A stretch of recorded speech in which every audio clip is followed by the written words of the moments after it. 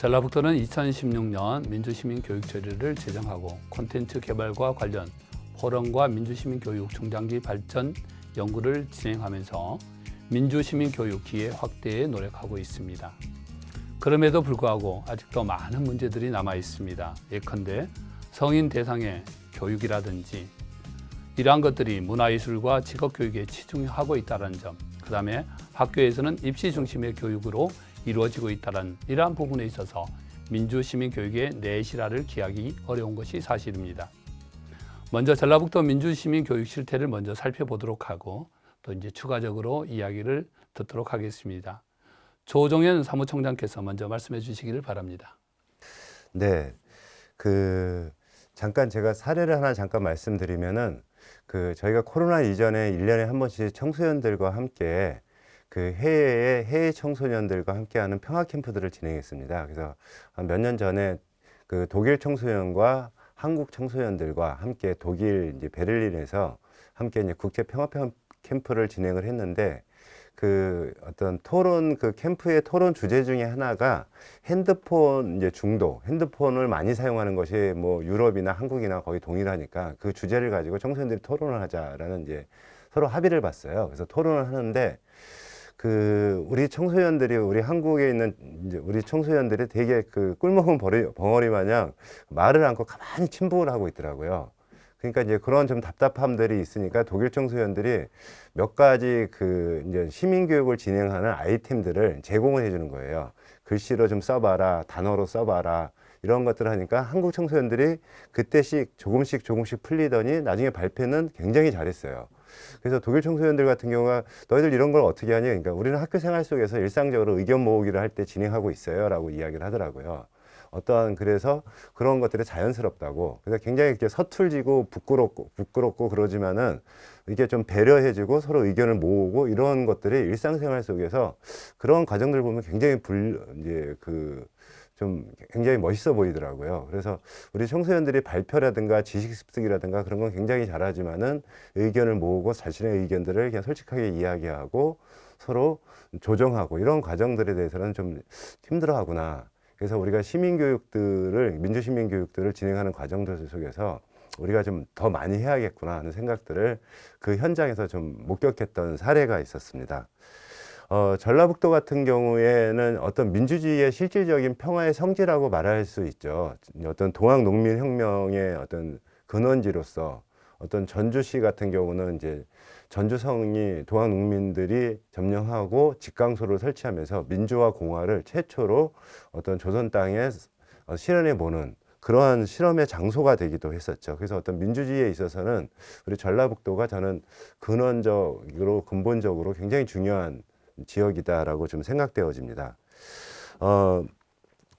우리 전라북도에서는 좀 시민사회가 어떤 민주시민 교육 네트워크를 이제 구성을 했었어요. 구성을 해서 50여 개 청소년 단체와 시민사회 단체, 교육단체들이 함께 어떤 민주시민 교육에 대한 필요성을 인식하고 2019년도에 같이 그러한 이제 네트워크를 구성을 해서 교육과 청소년들 교육과 그다음에 이제 청소년 지도자들에 대한 교육, 그다음에 이제 시민사회 속에서의 확산, 합의, 그다음에 교육에 대한 매뉴얼 제작, 교재 제작, 또 전국과 함께하는 그러한 활동들을 진행하기 위해서 노력을 같이 하고 있었죠. 그래서 현재는 한 연간 200여 차례 정도에 걸쳐서 한 3천여 명 대상으로 청소년과 지도자들 대상으로 민주시민 교육들을 좀 진행하고 있습니다. 근데 좀 아쉬운 부분들은 이것이 이제 교육청이나 지자체나 어떤 14개 시군들이 있고 이제 교육청도 있는데 어떤 각 기관들 속에서의 민주시민 교육에 대한 방향과 비전들은 가지고 있는데 이것이 어떤 시민 교육을 진행하는 데 있어서 어느 한 기관이 잘해서 되는 것이 아니거든요.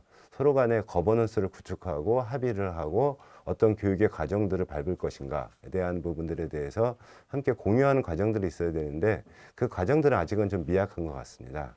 그래서 어떤 그러한 과정들이 향후에는 조금씩 더 진행된다면은 굉장히 지역사회 속에서 민주시민 교육을 함께 이루어가는 과정들 속에서 굉장히 의미가 있다고 생각되어집니다. 네. 네, 감사합니다. 우리 사무총장님 이야기 들어보면 항상 학교 교육이 좀 잘 되면 시민 단체들도 훨씬 편해질 수 있을 텐데 학교 교육에 대한 아쉬움들을 이야기하는데 학교도 또 다양한 노력을 갖다가 하고 있을 것 같아요.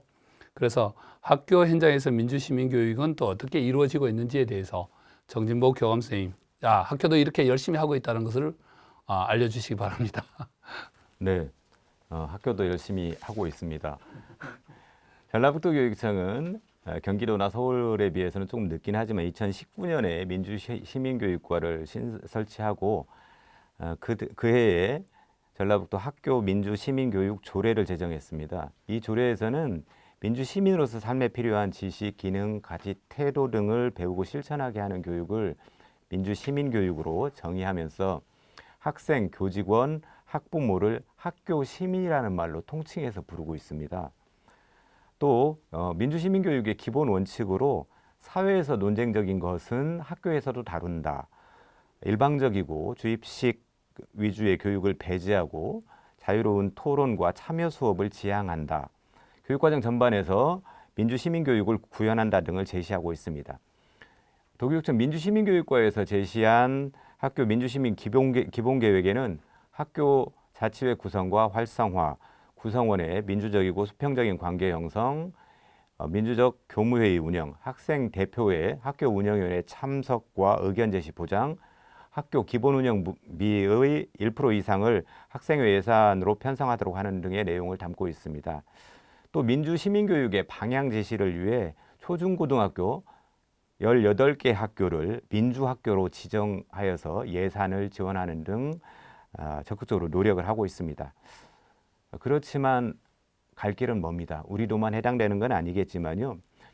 민주시민교육의 기본 원칙 중 하나인 토론과 토의, 학생 참여 중심 수업은 정말 오랫동안 계속해서 강조되어 왔습니다. 적어도 1994년에 학력고사를 폐지하고 수능으로 가면서 6차 교육과정이 시작되었는데요. 줄곧 강조되었습니다. 그러면서 사고력을 측정하겠다고 했던 대학에서 배울 수 있는 능력을 측정하겠다고 도입했던 수학능력시험은 수능은 안타깝게도 현재는 학생 변별 용도로 전락하고 있고요. 거기에 맞춘 수업을 지금 진행하고 있습니다. 그러다 보니까 토론과 학생 참여 중심 수업은 아직 일반화되지 못하고 있죠. 또 민주적 교무회 운영도 교육계에서 오랫동안 주장되어 왔지만 여전히 대부분 학교의 교무회의는 업무 전달 위주로 또는 일방적으로 진행되는 게 전라북도 학교 민주시민교육의 상황입니다. 또한 학급 자치 시간, 학생들 활동이라고 하는 학급 자치 시간은 임원을 선출하거나 학교 행사 또는 소풍, 현장 체험 학습 등 딱 정해진 안건을 결정할 때를 제외하고는 대부분 형식적인 시간이거나 자율학습으로 운영되고 있는 현실입니다.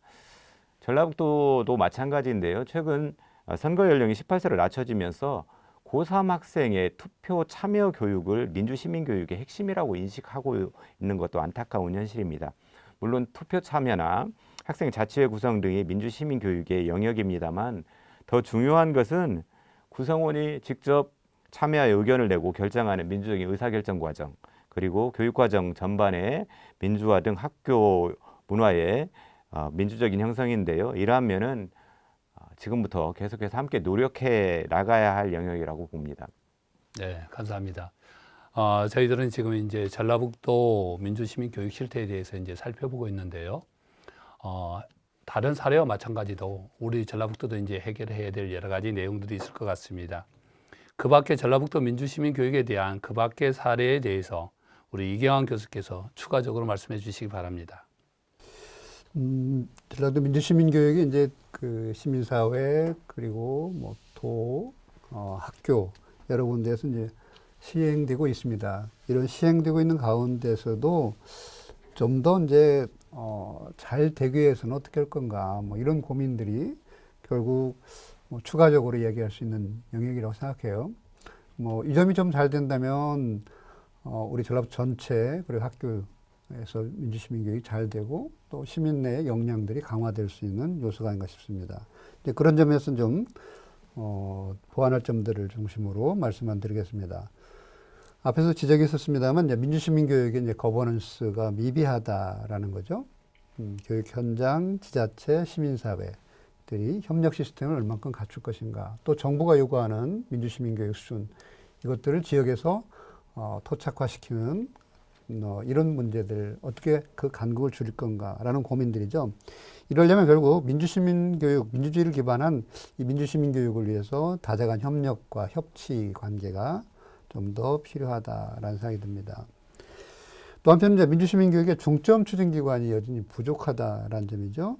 아마도 민주시민교육지원센터 같은 이런 기관을 좀 더 만들려고 노력하고 있습니다만 현실화시킬 필요가 있겠다.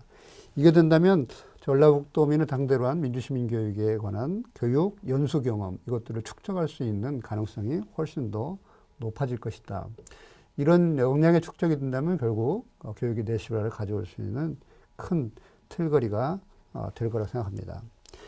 또 한편은 이제 여전히 이제 민주시민교육이 지역사회에 뿌리를 내리지 못하고 있다라는 거죠. 그런 면에서는 지속 가능성을 어떻게 좀 높일 것인가 이런 고민입니다.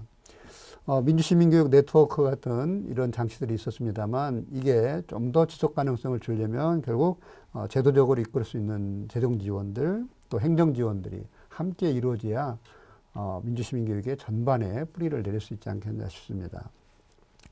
또 한편 이제 민주시민교육의 프로그램의 이제 고도화가 요청된다고 볼 수 있겠죠. 아마도 이제 언어 불안 인해서 정보 교류 또 많은 민주시민에 관한 교과서, 보조교육 자료 여전히 만들고 있습니다만 이게 각자 영역 속에서 확장될 수 있도록 또 공유할 수 있도록 이런 장치들을 더 갖춘다면 훨씬 더 좋은 프로그램들을 만들어낼 수 있을 것이다. 또 한편으로 이제 민주시민교육 영역 확대를 위해서 좀 더 예산 확보라든가 또 공모사업의 확보 이걸 통해서 내실화를 기하면 훨씬 더 좋은 사례들을 만들어낼 수 있지 않겠냐라고 생각합니다. 예, 감사합니다. 세 분의 이야기를 통해서 전라북도 민주시민 교육의 어떤 실태에 대해서 살펴봤고요. 역사적으로 통학 사상 속에서도 민주시민 교육이 내재되어 있다는 것을 알 수가 있었습니다. 그리고 전라북도 학교 교육에 있어서도 민주시민 교육을 위해서 많은 노력을 하고 있지만 그래도 아직까지 여러 가지 민주시민 교육에 대한 거버넌스라든지 중점적으로 추진 기간 또 지속 가능성이라든지 프로그램의 어떤 고도화 또 지원 체제 이러한 것들이 필요할 것 같습니다. 이러한 여러 가지 노력을 통해 가지고 전라북도 민주시민 교육이 발전될 것 같고요. 그래서 다음 주제로는 전라북도 민주시민 교육은 과연 어떻게 이루어지는지 사례에 대해서 살펴보도록 하겠습니다.